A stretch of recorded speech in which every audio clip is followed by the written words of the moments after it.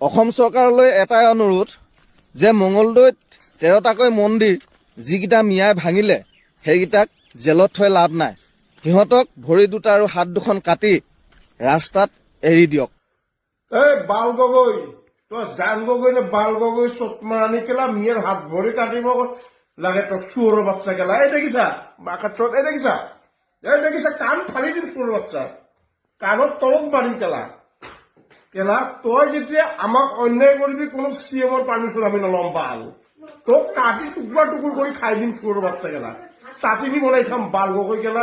এইবিলাক ধমকি দিবি কেলা মিয়া। মিয়া তো বাপেকৰ সম্পত্তিত কেলা ঘৰ বনাই থকা নাই কেলা। মিয়া নিজৰ বাপেকৰ সম্পত্তিত ঘৰ বনাই আছে বাল। তোৰ নিচিনা বাল গগৈ কেলা বালত তলত কেলা ডুবাই ৰাখিব পাৰিম কেলা চুটমাৰানি কেলা। কিহৰ পৰা লেভেল দিয়া কেলা বাল গগৈ কেলা চুটমাৰানি কেলা।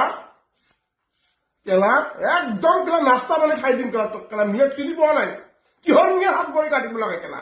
ইমান দম আছে তই আহিবি কেলা কাটিবৰ কাৰণে চোৰৰ বাচ্চা কেলা।